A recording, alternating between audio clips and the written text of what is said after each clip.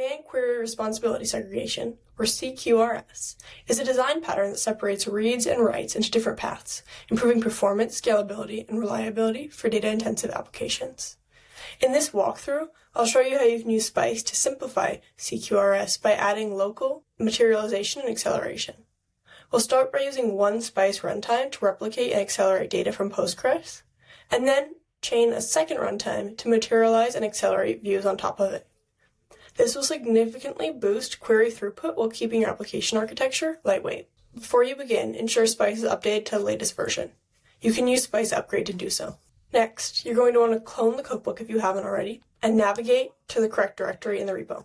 Once you've navigated to the CQRS directory in the repo, you can use the make command in your terminal to compose. Once it has finished composing, you can call the rankings API by copying this curl command into your terminal and navigating to your local host. Once it has finished composing, you can use the curl command to call the rankings API and observe in your local host. Next, you're going to want to make sure you have OHA installed. You can follow the link in the directions, and if you're on a Mac, you can use the brew install command.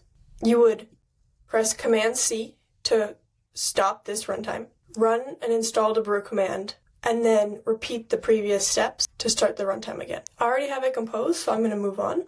So now with OHA installed, we're going to be able to visually see the performance benchmark data. We can call the data from Postgres, and you can observe in my terminal. You'll get information on requests and response times. Once it's finished running, you'll see your response time histogram and different data on the time of your requests. And now we can compare it to the Spice.ai OSS cloud with acceleration. When you run it, you'll see it's much faster, and you can compare the response time histograms. And then lastly, we'll show the Spice.ai OSS cloud with acceleration and materialized view.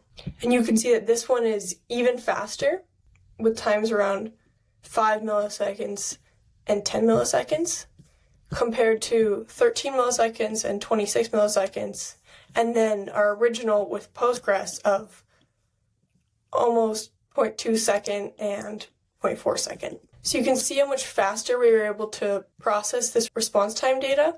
And then lastly, to stop and remove the Docker containers, you're going to want to enter the command make clean, and that will clean up all of the containers that were created. So that's how you use Spice to power a high-performance CQRS architecture to reduce database load, accelerate queries, and improve application reliability. You can follow the full recipe in the Spice cookbook to try it yourself. Thank you so much for watching.